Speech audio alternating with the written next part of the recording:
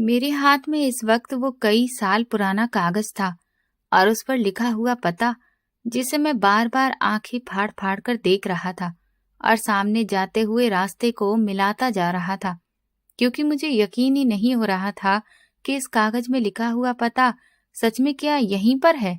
मेरी हैरत की इंतहा तब नहीं रही जब मैं उसी हाउस नंबर के सामने खड़ा हुआ जो उस कागज पर लिखा था, क्योंकि वो कोई मामूली घर नहीं बल्कि किसी महल के जैसा था। मुझे लगने लगा कि सालों पहले उस बूढ़ी औरत ने क्या मेरे साथ मजाक किया था, क्योंकि वो औरत तो दिखने में बहुत ही गरीब थी, जिसके पास एक रुपया तक नहीं था। डरते डरते मैंने गार्ड को अपना नाम बताया। मुझे लगा कि अब ये मेरी हालत देखकर मुझे यहाँ से धक्के मारकर निकाल देगा, लेकिन मुझे हैरत तब हुई जब मेरा नाम सुनते ही वो गार्ड मुझे सलाम करने लगा और इज्जत के साथ उस महल के सबसे आलीशान कमरे में ले गया। दरअसल ये कहानी आज से कई साल पहले की है। मेरा नाम दिवाकर है और मैं इस रोशनी से भरे जगमगाते शहर का एक छोटा सा निवासी हूँ, जहाँ लाखों लोग रोजाना रोजगार की तलाश में निकलते हैं और शाम को थके हारे अपने अपने ठिकानों पर वापस लौट आते हैं। मेरी जिंदगी भी इन्हीं लाखों लोगों की तरह थी, जो बड़े बड़े करोड़पतियों की जिंदगी को बेहतरीन और सुविधाजनक बनाने के लिए अपना खून पसीना एक कर देते हैं, मगर फिर भी महीने के आखिरी दिनों में उनकी अपनी जेबें खाली और आंखें वीरान पड़ी होती हैं। मैं एक प्राइवेट ऑफिस में क्लर्क की नौकरी करता था, जहां सैलरी इतनी कम थी कि महीने का खर्च पूरा करना ऊंट के मुंह में जीरे के बराबर था। मगर फिर भी भगवान को धन्यवाद कहता था कि कम से कम मेरे पास एक नौकरी तो थी, जिससे मेरे घर का चूल्हा जल रहा था। ये वाकया जो मैं आज आपको सुनाने जा रहा हूँ, मेरी जिंदगी का वो खास मोड़ था जिसने मेरी समझ और मेरी किस्मत दोनों को ही झंझोड़ कर रख दिया। मगर उस वक्त मुझे इस बात का बिल्कुल भी अंदाजा नहीं था कि एक मामूली सी भलाई के लिए उठाया गया कदम मेरी जिंदगी की किताब के सारे पन्नों को उलट पलट कर देगा। ये जून के महीने की एक तपती हुई दोपहर थी, जब सूरज आसमान के बीचों बीच खड़ा होकर धरती को अपनी गर्मी से छलनी कर रहा था और आसमान से आग बरस रही थी। गर्मी की शिद्दत ऐसी थी कि बेचारे पक्षी भी अपने घोंसलों में दुबक गए थे और सड़कों से उठती हुई लू के थपेड़े इंसानी चेहरों को झुलसा रहे थे। मैं ऑफिस से छुट्टी के बाद घर जाने के लिए बस स्टॉप पर खड़ा था, जहां लोगों की भीड़ लगी हुई थी। हर कोई पसीने में भीगा हुआ था और हर चेहरे पर थकावट और परेशानियां साफ साफ नजर आ रही थी। बस की व्यवस्था भी हमारे शहर में किसी मुसीबत से कम नहीं थी। घंटों इंतजार करने के बाद ही कोई बस आती थी, और वो भी ऐसी कि जिसमें तिल भर पांव धरने की जगह ही नहीं होती थी। मगर मजबूरी इंसान को सब कुछ सहने पर मजबूर कर ही देती है। मैं भी इसी मजबूरी की वजह से वहां खड़ा था। मेरी जेब में गिनती के कुछ ही सिक्के और दो चार मुड़े हुए नोट थे, जो महीने के आखिरी दिनों की निशानी थे। मुझे अच्छी तरह याद है कि उस दिन मुझे बहुत तेज प्यास लगी थी, मगर मैंने ठंडे पानी की बोतल खरीदने की जगह वो पैसे बस के किराए के लिए बचा लिए, क्योंकि अगर मैं उन पैसों से पानी पी लेता तो शायद मुझे फिर अपने घर पैदल ही जाना पड़ता, और इतनी तेज गर्मी में पैदल चलना मानो कि खुद को जीते जी खत्म करने के बराबर था। इसी उलझन और इंतजार की घड़ी में आखिरकार एक पुरानी और खस्ता हाल बस हिचकोले खाती हुई, धुएं के बादल उड़ाती हुई बस स्टॉप पर आकर रुकी। बस की हालत देखकर ही लग रहा था कि ये शायद अपनी आखिरी सांसें गिन रही है। उसके शीशे टूटे हुए थे और बॉडी पर जगह जगह स्क्रैच लगे हुए थे। जंग भी साफ दिखाई दे रही थी। बस के रुकते ही लोगों की भीड़ उस पर ऐसे टूट पड़ी जैसे कि कोई मुफ्त का माल फेंका गया हो। बस क्या रुकी कि धक्का मुक्की और गाली गलौज का तूफान खड़ा हो गया, और मैं भी इस तूफान का एक हिस्सा बन गया। किसी तरह धक्के खाते और लोगों को ढकेलते हुए मैं बस के अंदर दाखिल होने में कामयाब हो गया। बस के अंदर का माहौल बाहर की गर्मी से भी ज्यादा खौफनाक था। वहां हर तरह की बदबू फैली हुई थी, कहीं किसी मरीज की दवाइयों की, तो कहीं लोगों के पसीने की। इन सब ने मिलकर ऐसा माहौल बना रखा था कि उसके बीच सांस लेना भी मुश्किल हो रहा था। बस की हर सीट पर लगभग 3-3 लोग लदे बैठे थे, और खड़े होने वालों की गिनती तो बैठने वालों से भी ज्यादा थी। बड़ी मुश्किल से मैं पिछले दरवाजे के पास खड़ा हो पाया, जहां से थोड़ी सी हवा मिल रही थी। कुछ ही देर में बस चल पड़ी और हिचकोले खाती हुई अपनी मंजिल की तरफ बढ़ चली। मेरे आसपास खड़े लोग अपनी अपनी परेशानियों की बातें कर रहे थे। कोई महंगाई को कोस रहा था तो कोई सरकार को। बस का कंडक्टर एक बदतमीज और कड़क आवाज वाला आदमी था, जो लगातार लोगों पर चिल्ला रहा था कि आगे बढ़ो और किराया जल्दी निकालो। उसका लहजा इतना बेइज्जती भरा था कि मन करता था कोई तो उसे सही जवाब दे, मगर सब खामोश थे क्योंकि सब मजबूर थे। सफर इसी तरह चल रहा था कि अगले स्टॉप पर बस रुकी और कुछ और लोग चढ़ गए। उन्हीं लोगों में एक बूढ़ी औरत भी थी, जिसकी हालत देखकर पहली नजर में ही मेरे दिल को कुछ अजीब सा लगा। वो बहुत ही कमजोर और शरीफ सी बूढ़ी औरत थी। उनकी कमर झुकी हुई थी और चेहरे पर ना सिर्फ झुर्रियां बल्कि जमाने भर के दुखों की कहानी लिखी हुई थी। उन्होंने एक मैली कुचैली साड़ी पहन रखी थी, जिसके पल्लू को सिर से ओढ़ रखा था। उस साड़ी में भी कई जगह छोटे छोटे पैबंद लगे हुए थे। उनके हाथ बुरी तरह से कांप रहे थे और उनकी खाल इतनी ढीली थी कि जगह जगह से लटक रही थी। वो बड़ी मुश्किल से बस के पायदान पर चढ़ पा रही थी। साफ दिख रहा था कि पूरी कोशिश के बावजूद वो खुद को मजबूती से ऊपर नहीं ला पा रही थी। कंडक्टर ने ये सब देखा, लेकिन उसने मुंह बनाते हुए जोर से चिल्ला दिया, अरे अम्मा, जल्दी चलो, हमारे पास पूरा दिन नहीं पड़ा है। बूढ़ी औरत हाँफती हुई बस के अंदर आई और सहारे के लिए इधर उधर देखने लगी। भीड़ इतनी ज्यादा थी कि किसी ने उन्हें रास्ता देने की जहमत तक नहीं उठाई। वो धक्का मुक्की के बीच बार बार गिरते गिरते बच रही थी। मेरे दिल में एक अजीब सी हूक उठी। कैसी दुनिया है ये? कैसे लोग हैं जहां एक बूढ़ी माँ को खड़े होने की जगह तक नहीं मिलती? मैं तुरंत अपनी जगह से हिला, लोगों को हटाता हुआ उनके पास पहुंचा और उन्हें सहारा देकर बस की लोहे की रॉड पकड़ने में मदद की। उन्होंने अपनी धुंधली आंखों से मेरी तरफ देखा। उस नजर में शुक्रिया के साथ साथ एक गहरी उदासी भी थी। मैंने आसपास बैठे लोगों की तरफ देखा कि शायद कोई उठकर उन्हें अपनी सीट दे दे, मगर सबने नजरें फेर ली या जानबूझकर अपने फोन में उलझ गए। खास तौर पर आराम से पसर कर बैठे नौजवानों को देखकर मुझे बहुत गुस्सा आया, मगर मैं चुप रहा। बस फिर से चल पड़ी और उस बूढ़ी औरत का कमजोर शरीर बस के झटकों को बर्दाश्त नहीं कर पा रहा था। तभी कंडक्टर भीड़ चीरता हुआ आया और अपनी तीखी आवाज में बोला, अरे अम्मा, किराया निकालो, जल्दी करो। बूढ़ी औरत ने कांपते हाथों से अपनी साड़ी के कोने टटोलने शुरू किए। उनके चेहरे पर घबराहट साफ झलक रही थी। वो बार बार पल्लू के किनारे देखती रही, मगर वहां पर कुछ भी नहीं था। बस में अचानक से सन्नाटा छा गया और सबकी नजरें अब उस बूढ़ी औरत पर टिक गईं। कंडक्टर ने बेसब्री से कहा, अरे अम्मा, क्या ड्रामा कर रही हो? अगर पैसे नहीं हैं तो फिर तुम बस में चढ़ी ही क्यों थी? तुमने क्या इसे मुफ्त की सवारी समझ रखा है? पता नहीं कहां कहां से चले आते हैं टाइम खराब करने के लिए। ये सुनते ही बूढ़ी औरत की आंखों में आंसू आ गए। उन्होंने कांपती हुई आवाज में कहा, बेटा, मेरे पास पैसे थे, लेकिन पता नहीं कहाँ गिर गए। मुझे लगता है कि शायद बस में चढ़ते वक्त कहीं पर गिर गए होंगे। भगवान के लिए मुझे अगले स्टॉप पर उतार दो, मैं वहां से पैदल ही चली जाऊंगी। कंडक्टर जोर से हंसा और बोला, अरे वाह भाई वाह, क्या बढ़िया कहानी सुनाई है। मेरे पैसे गिर गए हैं। तुम जैसे भिखारी लोगों का रोज का यही बहाना है, बस में मुफ्त का सफर करने के लिए पहले चढ़ जाते हो और बाद में नौटंकी शुरू कर देते हो। चलो चुपचाप किराए के पैसे निकालो, वरना अभी चलती बस से ही उतार दूंगा।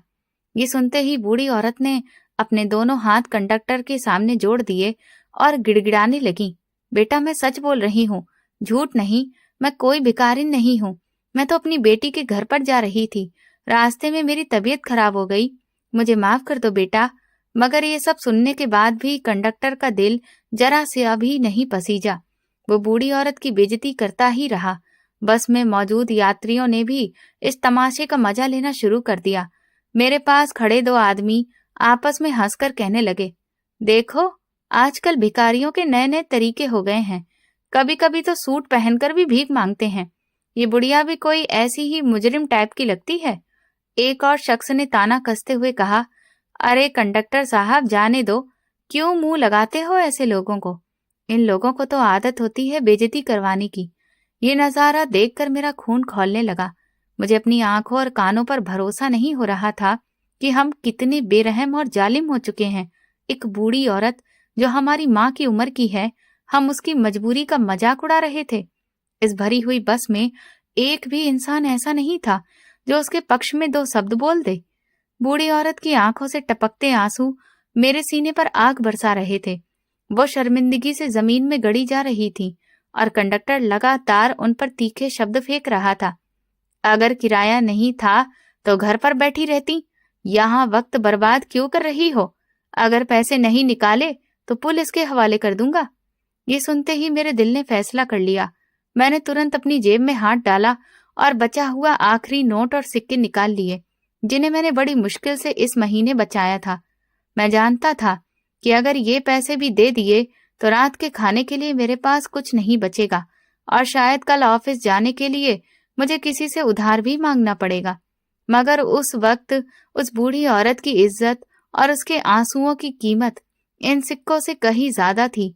मैंने पैसे अपनी मुट्ठी में पकड़े और आगे बढ़कर कंडक्टर के कंधे पर हाथ रखा। कंडक्टर ने मुड़कर गुस्से से मेरी तरफ देखा।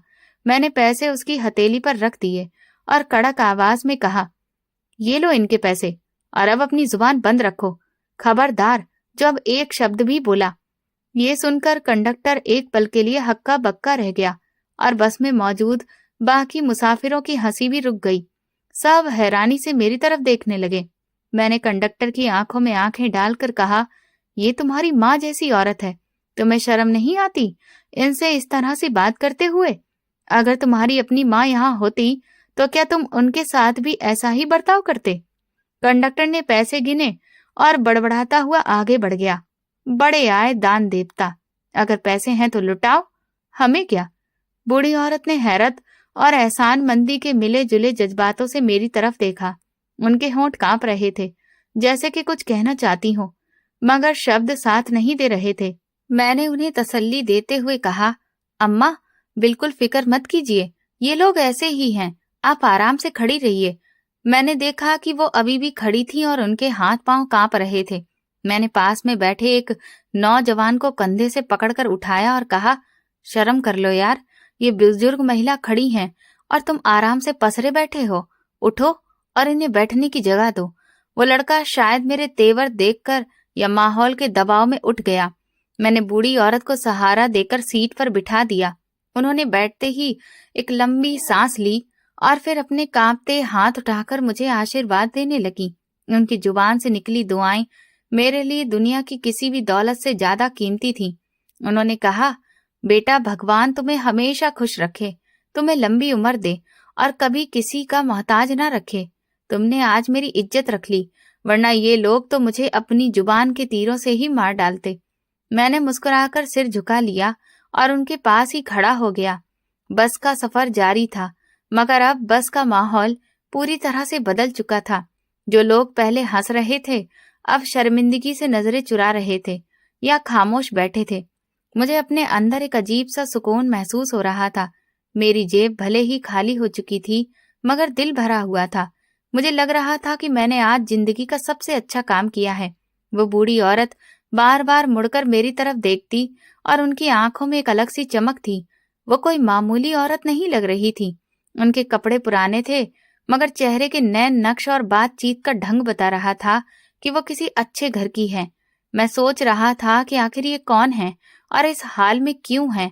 क्या इनके कोई बेटे नहीं हैं या उन्होंने इन्हें छोड़ दिया है? हमारे समाज में ऐसे बुजुर्गों की कमी नहीं है जिन्हें उनके अपने ही बच्चे ठुकरा देते हैं। इन्हीं ख्यालों में खोया हुआ था कि कुछ देर के बाद बूढ़ी औरत ने मुझे इशारा किया। वो अगले स्टॉप पर उतरना चाहती थी। मैंने जल्दी से कंडक्टर को आवाज दी कि बस रोको, स्टॉप आने ही वाला था। मैंने उन्हें उठने में मदद की। वो बहुत मुश्किल से अपनी जगह से उठी। बस रुकी और मैं उन्हें सहारा देकर दरवाजे तक ले आया। उतरने से पहले उन्होंने मुझे रोका और अपनी साड़ी के पल्लू में बंधी एक गांठ खोलने लगी। उनके हाथ बहुत ज्यादा कांप रहे थे और गांठ खुल ही नहीं रही थी। मैंने कहा, अम्मा रहने दीजिए, आप क्यों तकलीफ कर रही हैं? मगर वो बोली, नहीं बेटा, रुक जाओ। आखिरकार उन्होंने गांठ खोल ली और उसमें से एक छोटा सा मुड़ा हुआ कागज निकाला। वो कागज बहुत पुराना लग रहा था, शायद किसी डायरी का फटा हुआ पन्ना था। उन्होंने वो कागज मेरे हाथ में थमाया और मेरी आंखों में गहराई से देखते हुए एक ऐसी बात कही जिसने मुझे उस वक्त तो हैरान किया, मगर बाद में मेरी पूरी जिंदगी ही बदल दी। उन्होंने कहा, बेटा, मेरे पास तुम्हें देने के लिए पैसे तो नहीं है, लेकिन ये कागज का टुकड़ा तुम रख लो। ये तुम्हारी भलाई का सिला है। जब तुम जिंदगी में बहुत मजबूर हो जाओ, जब तुम्हें लगे कि तुम्हारे सारे रास्ते बंद हो चुके हैं और तुम्हारा कोई भी सहारा नहीं है, उस वक्त तुम इस कागज को खोलना और इस पर लिखे हुए एड्रेस पर आ जाना। मैंने उस कागज को देखा। उस पर एक पता लिखा हुआ था, जो बड़ी साफ और खूबसूरत हैंडराइटिंग में लिखा गया था, जैसे किसी अच्छे खासे पढ़े लिखे इंसान ने लिखा हो। मैंने सोचा कि ये बूढ़ी औरत जो खुद किराए की मोहताज हैं, ये भला मेरी क्या मदद करेंगी और इस एड्रेस पर जाकर मुझे क्या मिलेगा। शायद ये किसी आश्रम का पता होगा या फिर किसी संस्थान का, जहां से मुझे मदद मिल सके। उस वक्त मुझे उस कागज की कोई भी कीमत नजर नहीं आई, मगर मैं उस बूढ़ी औरत का दिल नहीं तोड़ना चाहता था।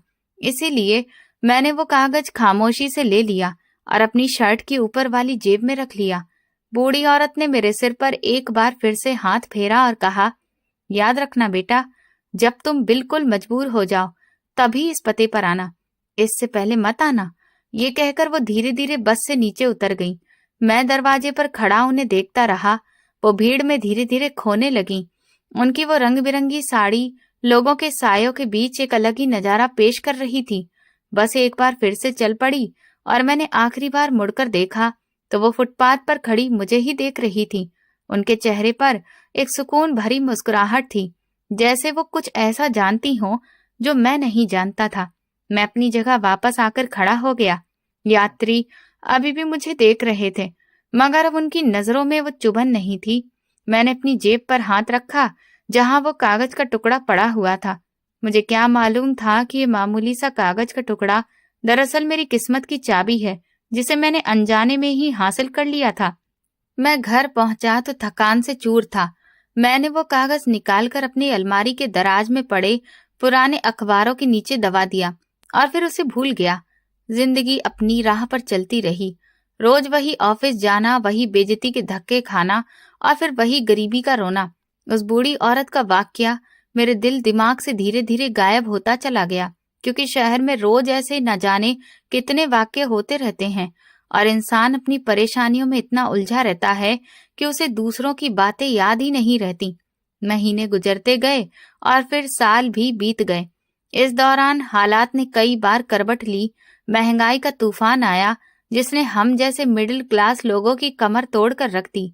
मेरी नौकरी भी खतरे में पड़ गई, क्योंकि कंपनी घाटे में जा रही थी और कर्मचारियों की छटनी की अफवाहें तेजी से इधर उधर फैल रही थी। मैं अक्सर रातों को जागकर सोचता रहता कि अगर मेरी नौकरी चली गई तो फिर क्या होगा, मेरे बूढ़े बाप बाप और बहन भाइयों का क्या होगा। इसी डर के साए में वक्त गुजर रहा था और वो कागज का टुकड़ा मेरी अलमारी में अखबारों के नीचे अंधेरे में पड़ा अपनी बारी का इंतजार कर रहा था। मुझे बिल्कुल याद नहीं था कि मैंने कभी किसी बूढ़ी औरत की मदद भी की थी और उन्होंने मुझे कोई एड्रेस भी दिया था। उधर किस्मत खामोशी से अपना जाल बुन रही थी और मुझे धीरे धीरे उसी कठिन इम्तिहान की तरफ ले जा रही थी जिसका जिक्र उस बूढ़ी औरत ने किया था। एक ऐसी परीक्षा जो मुझे पूरी तरह से तोड़ देने वाली थी और जिसके बाद मुझे उस कागज की याद आने वाली थी। बस में होने वाला वो मामूली सा वाकया दरअसल एक बहुत बड़े ड्रामे का पहला सीन था और अब पर्दा उठने वाला था। मेरी जिंदगी के सबसे मुश्किल दौर से, जिसने मुझे उस मुकाम तक पहुंचा दिया जहां वो बूढ़ी औरत मेरा इंतजार कर रही थी। मगर उस वक्त मैं अपने रूटीन में खोया हुआ था, बेखबर और लापरवाह इस हकीकत से कि मेरी जेब में पड़ा वो भूला बिसरा कागज मेरी किस्मत बदलने की ताकत रखता है। बस का वो सफर खत्म हो चुका था, मगर जिंदगी का असली सफर और इम्तिहान अभी शुरू होने वाला था। मेरे ऑफिस का माहौल धीरे धीरे बदलने लगा। पुराने जो बड़े साहब थे वे रिटायर हो चुके थे और उनकी जगह नया एडमिनिस्ट्रेशन आ गया था, जिनका एकमात्र मकसद सिर्फ मुनाफा कमाना और कर्मचारियों का हद से ज्यादा इस्तेमाल करना था। मेरे लिए ऑफिस जाना अब मानसिक पीड़ा जैसा बन चुका था, क्योंकि वहां हर रोज हमारी इज्जत बड़े साहब के जूते तले कुचली जाती थी। मगर पेट की आग बुझाने और घर का चूल्हा जलाने की मजबूरी ने मेरे पैरों में बेड़ियां डाल रखी थीं। मैं खामोशी से सब सहता रहा और अपने काम में लगा रहा। वो मनहूस दिन मुझे आज भी साफ याद है। जब मैं हमेशा की तरह ऑफिस पहुंचा तो वहां एक अजीब सी खामोशी पसरी हुई थी। मेरे साथियों के चेहरों पर हवाइयां उड़ रही थीं और हर कोई कानों में धीमे धीमे बातें कर रहा था। अभी मैं अपनी कुर्सी पर बैठा ही था कि मुझे बड़े साहब के कमरे में बुला लिया गया। मेरा दिल जोर जोर से धड़कने लगा, क्योंकि इससे पहले कभी मुझे इस तरह से नहीं बुलाया गया था। डरते डरते मैं साहब के कमरे में दाखिल हुआ। उन्होंने मेरी तरफ देखे बिना ही एक सफेद रंग का लिफाफा मेरी तरफ बढ़ा दिया और सपाट लहजे में कहा, दिवाकर, कंपनी घाटे में जा रही है और हम और ज्यादा कर्मचारी नहीं रख सकते, इसलिए आपको नौकरी से हटाया जा रहा है। ये आपका निकाले जाने का नोटिस है और ये आपकी 1 महीने की सैलरी। कल से आपको आने की जरूरत नहीं है। ये सुनते ही मेरे पैरों तले से जमीन निकल गई। कानों में जैसे किसी ने गर्म शीशा उड़ेल दिया हो। मैंने कुछ कहने की कोशिश की, अपने होंठ हिलाए, फिर उनके आगे हाथ जोड़ दिए। साहब, मेरे बूढ़े माँ बाप हैं, घर का बहुत खर्चा है, मैं अब नौकरी की तलाश में कहाँ जाऊंगा। मगर साहब का दिल पत्थर का था। उन्होंने मुझे बाहर जाने का इशारा कर दिया। मैं लड़खड़ाते कदमों से कमरे से बाहर निकला। मुझे ऐसा लग रहा था जैसे इस ऑफिस की बिल्डिंग की छत मेरे ऊपर ही गिर पड़ेगी। मैंने अपने 12 साल इस ऑफिस को दिए थे। यहाँ मैंने अपना खून पसीना एक किया था और आज मुझे एक टिश्यू पेपर की तरह इस्तेमाल करके फेंक दिया गया था।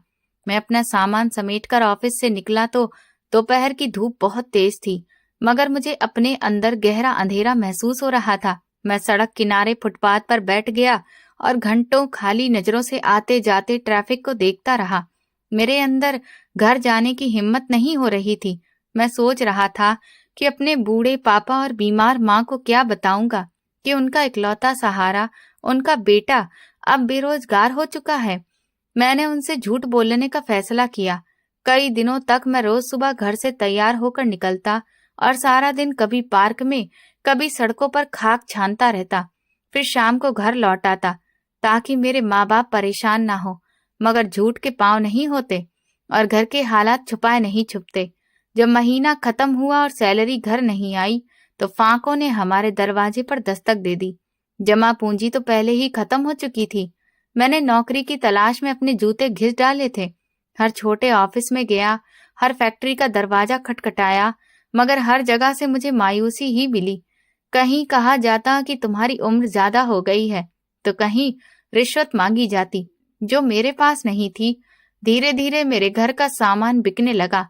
पहले मेरी कलाई की घड़ी, फिर माँ की सोने की बालियां और फिर घर के बर्तन तक बेचने की नौबत आ गई।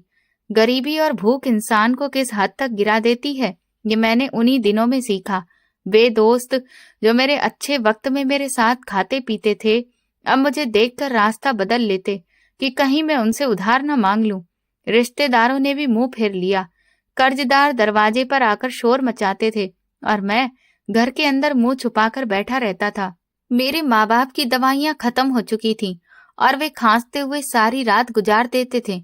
मेरी माँ की आंखों में जो बेबसी थी वो मुझे अंदर से मार रही थी। मैं खुद को मुजरिम समझने लगा था कि मैं एक नाकाम बेटा हूँ जो अपने माँ बाप को 2 वक्त की रोटी भी नहीं दे सकता। फिर एक रात नौबत यहाँ तक आ गई कि घर में आटे का एक दाना भी नहीं था और हम सब 2 दिन तक भूखे रहे। बिजली का मीटर भी काट दिया गया था और घर में गुप्त अंधेरा था। गर्मी, मच्छर और भूख ने मिलकर हमारी जिंदगी को नरक बना दिया था। मैं आंगन में बैठा आसमान को देख रहा था और मेरी आंखों से आंसू बह रहे थे। मैंने दिल ही दिल में भगवान से शिकायत की, हे भगवान, ये कैसी परीक्षा है। मैंने तो कभी किसी का बुरा नहीं चाहा, फिर मेरे साथ ये सब क्यों हो रहा है। मुझे धीरे धीरे डिप्रेशन सा होने लगा और जी चाहने लगा कि मैं इस दुनिया को छोड़कर हमेशा के लिए अपनी आंखें बंद कर लूं। मैंने सोचा कि बेइज्जती की नींद से बेहतर यही है कि मैं हमेशा की नींद सो जाऊं, ताकि रोज रोज का ये तमाशा ही खत्म हो जाए।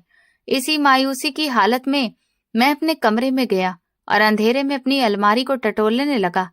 मेरा इरादा था कि शायद वहां कोई पुरानी चीज मिल जाए जिसे बेचकर सुबह के नाश्ते का इंतजाम हो सके।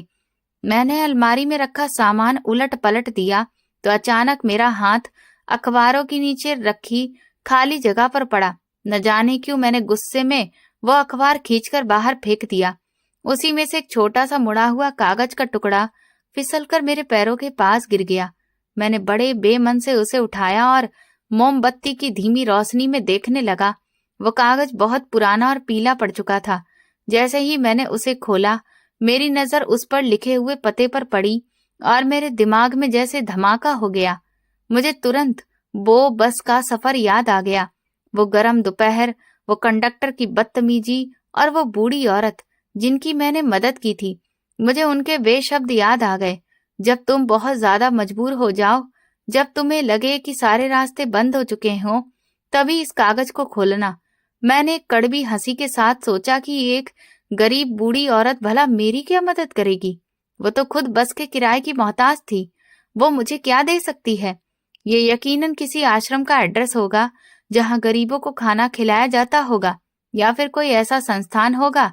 मैंने इस पहले सोचा कि इसे फेंक दूं, मगर पेट में उठती भूख की मरोड़ और माँ की खांसी की आवाज ने मेरा हाथ रोक लिया। डूबते को तिनके का सहारा भी बहुत होता है। उस वक्त जिस हालत में मैं था, वहां किसी भी उम्मीद को ठुकराने की हिम्मत मुझ में नहीं थी। मैंने सोचा, वैसे भी तो मैं दर दर की ठोकरें ही खा रहा हूँ। एक बार वहां जाकर देखने से क्या ही बिगड़ जाएगा। शायद वहां से कोई उम्मीद, कोई राशन मिल जाए या फिर कोई छोटी मोटी नौकरी ही मिल जाए। पूरी रात मेरी आंखों में कट गई और सुबह होते ही मैंने फैसला कर लिया कि मैं इस एड्रेस पर जरूर जाऊंगा। मेरे पास किराए के पैसे नहीं थे, इसलिए मैंने पैदल ही जाने का निश्चय किया।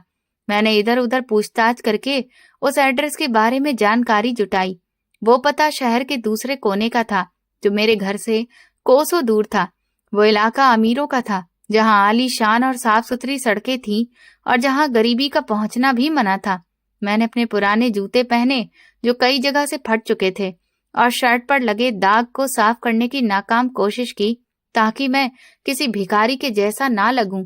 भूख से निडाल होने के बावजूद मैं घर से निकल पड़ा। रास्ता बहुत लंबा और कठिन था।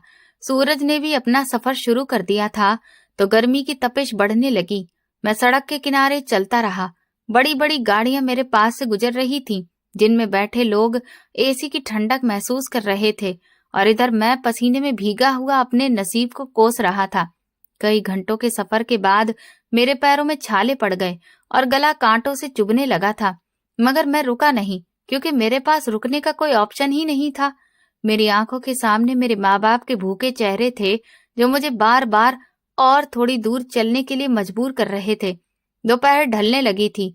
मैं शहर के उस पार वाले इलाके में दाखिल हो गया था, जहाँ का पूरा माहौल ही अलग था। यहाँ कोई शोर नहीं था, यहाँ धूल भी नहीं थी, और यहाँ के लोग भी बिल्कुल अलग थे। बड़ी बड़ी कोठियां और बंगले बने थे, जिनके शानदार गेट पर वर्दी पहने हुए गार्ड खड़े थे। सड़कें बिल्कुल खामोश और शांत थीं, जिनके दोनों तरफ हरे भरे पेड़ झूम रहे थे। यहाँ आकर अपनी गरीबी का एहसास मुझे और ज्यादा तेजी से होने लगा। मैं खुद को एक अजनबी और नापसंद इंसान महसूस कर रहा था, जिसका इस स्वर्ग जैसी जगह में कोई भी काम नहीं था। मैं बार बार जेब से वो एड्रेस निकाल कर देखता और फिर यहाँ वहां लिखे हुए नामों को पढ़ता। मैं हैरान हो रहा था कि उस बूढ़ी औरत ने मुझे यहाँ का एड्रेस क्यों दिया। क्या वो यहाँ किसी कोठी में काम करती थी? क्या वो किसी अमीर घर की नौकरानी थी? अगर ऐसा था तो फिर वो मेरी क्या मदद कर सकती थी? शायद वो मुझे यहाँ कोई माली या चौकीदार की नौकरी दिलवा दे। यही सोचकर मैंने अपने कदम और तेज कर दिए। आखिरकार इधर उधर घूमते घूमते मैं उसी गली में पहुंच गया जो कागज पर लिखी हुई थी। ये गली उस इलाके की सबसे वीआईपी गली लग रही थी। यहाँ के घर तो घर नहीं, बल्कि महल जैसे दिख रहे थे। ये सारा नजारा देखकर मेरा दिल बहुत तेजी से धड़कने लगा। मैंने एक एक करके सारे नंबर देखने शुरू किए। मकान नंबर 20, 21, 22, और फिर मेरी नजर उस मकान पर पड़ी जिसका नंबर मेरे हाथ में मौजूद कागज पर लिखा था। मेरे कदम वहीं पर रुक गए और मेरा मुंह हैरत से खुला का खुला रह गया। ये कोई साधारण घर नहीं था। बल्कि एक बहुत बड़ा और आलीशान महल जैसा था, जिसकी चार दीवारी इतनी ऊंची थी कि अंदर का नजारा देखना नामुमकिन था। सफेद संगमरमर के पत्थरों से बना हुआ वो घर, जिसका गेट काफी बड़ा था और जिस पर सुनहरे रंग का काम हुआ था, सूरज की रोशनी में बहुत तेज चमक रहा था। गेट के दोनों तरफ बड़े बड़े शेरों के पुतले लगे हुए थे और कैमरे हर आने जाने वाले इंसान पर नजर रखे हुए थे। मैं हतप्रभ हालत में इस खूबसूरत महल को देख रहा था। मुझे अपनी आंखों पर भरोसा ही नहीं हो रहा था। क्या सच में वो बूढ़ी औरत यहाँ पर रहती थी? ये नामुमकिन था। वो तो 1 रुपए की मोहताज थी। वो इतने बड़े महल में कैसे हो सकती थी? मुझे लग रहा था कि जरूर उसने एड्रेस ही गलत लिख दिया है, या फिर वो यहाँ पर भीख मांगने आती होगी और उसने मुझे यहाँ बुलाया होगा ताकि मैं भी उसके साथ यही करूं। मेरे दिमाग में हजारों उलझनें आने लगीं। मैंने सोचा कि मैं वापस मुड़ जाऊं। यहाँ पर तो मुझे गेट के पास भी खड़े नहीं होने दिया जाएगा। गार्ड ने आकर मुझे देख लिया तो वो मुझे धक्के देकर ही निकाल देगा। मैं अपनी वर्तमान हालत देख रहा था। कपड़े गंदे थे, बाल बिखरे हुए थे, चेहरे पर धूल जमी थी और जूते पूरी तरह फटे हुए थे। मैं इस शाही महल के सामने काले धब्बे की तरह लग रहा था। मगर फिर मुझे याद आया कि मैं इतनी दूर पैदल चलकर आया हूँ और अब तो मेरे पास खोने के लिए भी कुछ भी नहीं बचा है। बेइज्जती तो मैं वैसे भी झेल ही रहा था। अगर यहाँ से भी मुझे लात मारकर निकाल दिया गया तो क्या ही फर्क पड़ जाएगा। मैंने फिर हिम्मत जुटाई और कांपते हुए कदमों के साथ गेट की तरफ बढ़ा। मेरा दिल गले में अटका हुआ था। मुझे ऐसा लग रहा था कि अभी कोई गार्ड आएगा और मुझे थप्पड़ मारकर भगा देगा। मैं गेट के करीब पहुंचा तो वहां मौजूद एक इंटरकॉम पर मेरी नजर पड़ी। मैंने कांपते हाथों से वो बटन दबाया। कुछ ही पलों के बाद एक भारी आवाज आई, जी कौन है? मेरे गले में मेरी ही आवाज फंस गई। मैंने बड़ी मुश्किल से थूक निगला और कहा, जी वो मैं दिवाकर हूँ। मुझे एक बूढ़ी औरत ने ये एड्रेस दिया था और कहा था कि अभी मेरी बात पूरी भी नहीं हो पाई थी कि दूसरी तरफ खामोशी छा गई। मुझे लगा कि शायद सुनने वाला वहां से चला गया है या अंदर बैठे गार्ड अब आपस में मेरा मजाक उड़ा रहे होंगे। यही सोचकर मैं मायूस होकर मुड़ने ही वाला था कि तभी अचानक गेट के अंदर से किसी के भागने की आवाज आई और फिर वो भारी भरकम गेट एक हल्की सी आवाज के साथ खुद ब खुद खुलने लगा। ये देखकर मैं अपनी जगह पर जम गया। गेट के खुलते ही जो नजारा मेरे सामने आया वो किसी सपने के जैसा था। अंदर एक बहुत बड़ा हरा भरा लॉन था जिसमें हजारों रंग बिरंगे फूल खिले हुए थे और उसके बीच में एक बहुत खूबसूरत सा फव्वारा चल रहा था। उस लॉन के ठीक सामने वो शानदार इमारत खड़ी थी जो बिल्कुल फिल्मों में नजर आने वाले महलों को भी मात दे रही थी। मगर जिस चीज ने मुझे सबसे ज्यादा हैरान किया वो ये बिल्डिंग नहीं थी, बल्कि गेट के अंदर खड़े हुए वे लोग थे जो शायद मेरा ही इंतजार कर रहे थे। एक शानदार नौजवान जो बहुत ही कीमती सूट पहने हुए था और उसके पीछे कई नौकर यूनिफॉर्म में खड़े थे। मुझे देखते ही उस नौजवान के चेहरे पर ऐसी मुस्कुराहट आ गई जैसे उसे कोई खोया हुआ खजाना मिल गया हो। ये सब देखकर मैं बुरी तरह घबरा गया। मुझे लगा कि शायद ये लोग मुझे पुलिस के हवाले करने वाले हैं या फिर मैंने गलती से कोई गलत बटन दबा दिया है। मैंने पीछे हटने की कोशिश की और माफी मांगने के लिए मुंह खोलते हुए कहा, साहब मुझे माफ कर दीजिए, शायद मैं गलत जगह पर आ गया हूँ। मगर उस नौजवान ने आगे बढ़कर बड़े ही सम्मान भरे अंदाज में कहा, नहीं दिवाकर साहब, आप बिल्कुल सही जगह पर आए हैं। हम सालों से आपका ही इंतजार कर रहे हैं।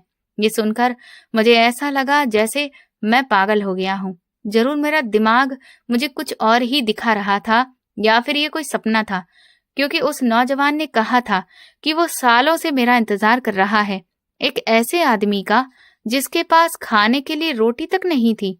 मैं हकलाते हुए बोला, लेकिन आप मुझे कैसे जानते हैं? और वो बूढ़ी औरत, वो कहाँ है? नौजवान ने इज्जत के साथ रास्ता छोड़ते हुए मुझे अंदर आने का इशारा किया और कहा, आप पहले अंदर तो चलिए, आपके सारे सवालों के जवाब अंदर ही मौजूद हैं। मैं किसी रोबोट की तरह चलता हुआ उस महल के अंदर दाखिल हो गया। मेरे गंदे जूते उस कीमती फर्श पर पड़ रहे थे जिससे मुझे बहुत शर्मिंदगी महसूस हो रही थी। मगर वो नौजवान मुझे ऐसे लेकर जा रहा था जैसे कि मैं कोई वीआईपी मेहमान हूँ। हम चलते हुए इस महल के मुख्य दरवाजे तक पहुंचे, जो पूरा शीशे का बना हुआ था। जैसे ही हमने उस दरवाजे को पार किया, ठंडी हवा के झोंकों ने मेरा स्वागत किया। अंदर का नजारा बाहर से भी ज्यादा खूबसूरत और सुकून देने वाला था।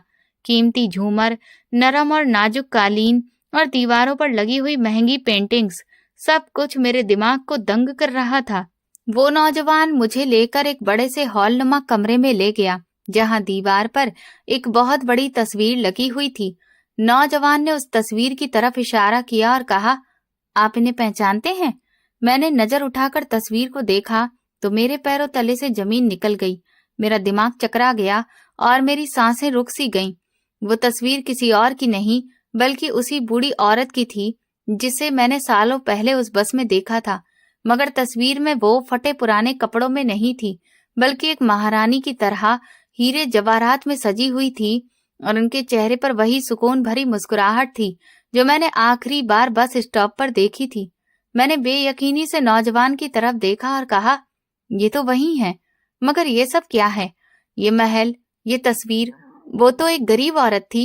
नौजवान ने मेरी आंखों में देखते हुए गहरी सांस ली और फिर वो राज बताया जिसने मेरी पूरी दुनिया हिला दी। उसने कहा, दिवाकर साहब, ये मेरी दादी है।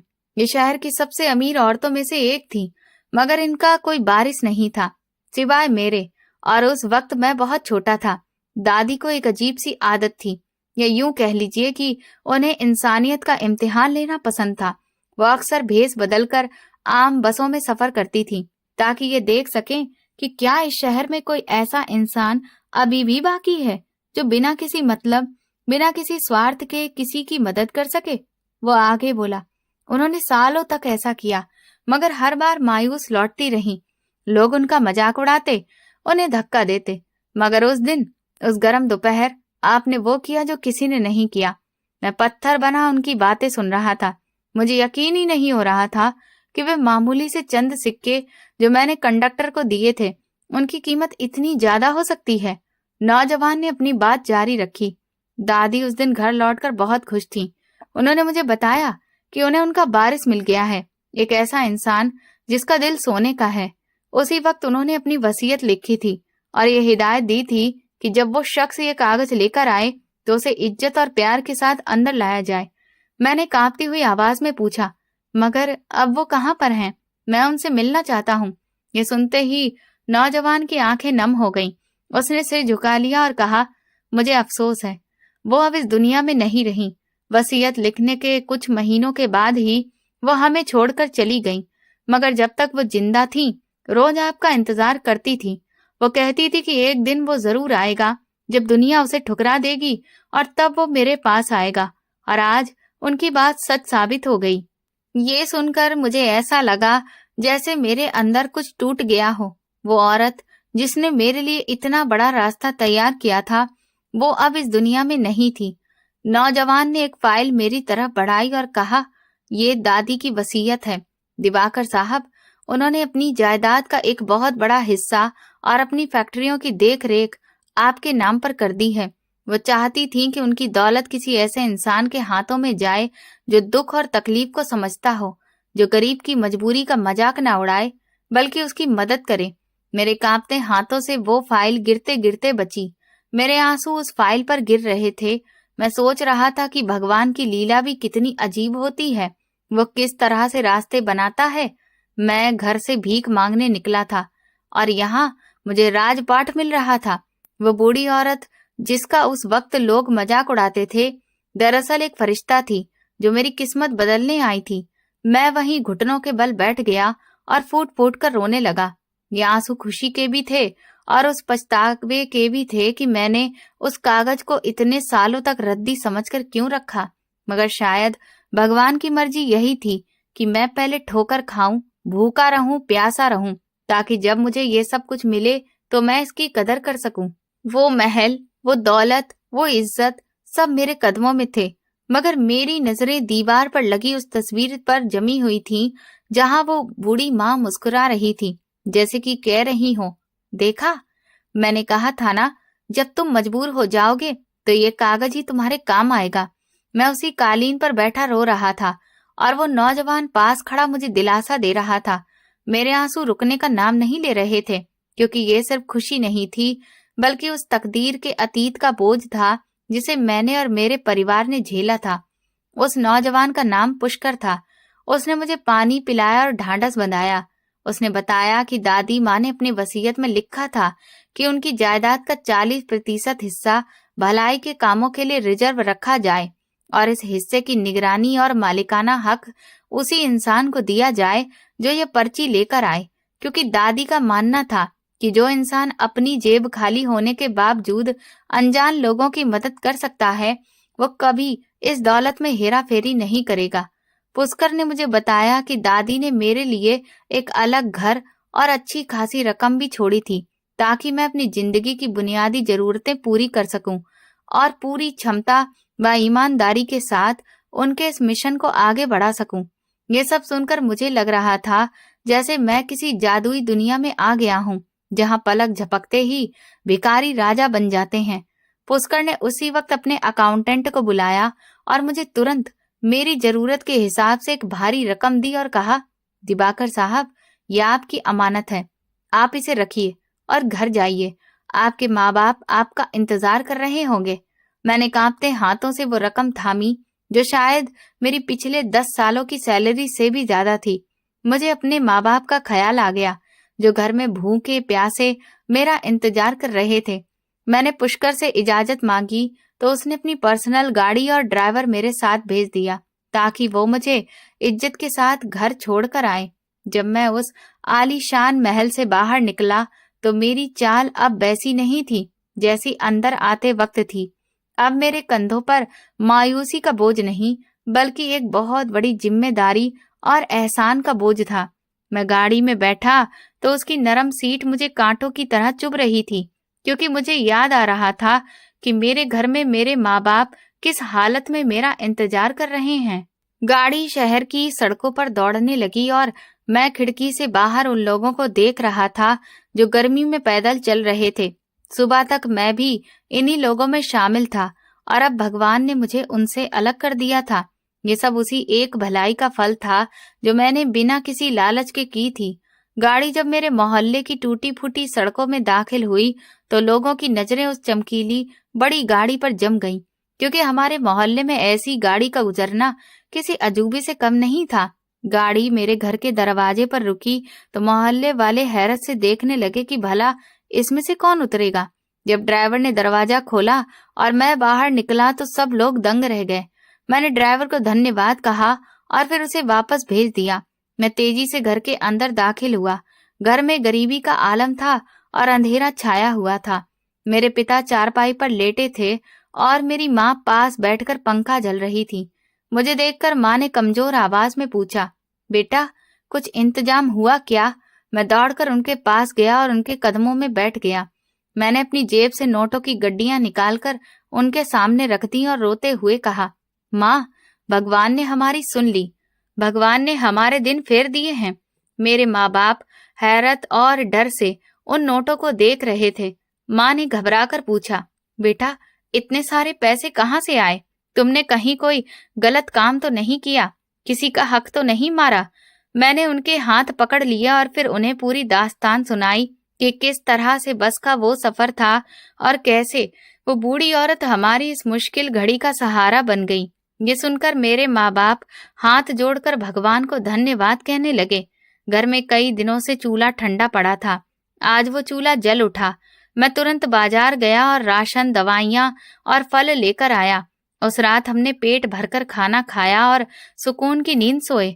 अगले ही दिन पुष्कर ने पुरानी कानूनी कार्रवाई पूरी करवाई और मुझे दादी के भलाई के काम करने वाले संस्थान का हेड बना दिया गया।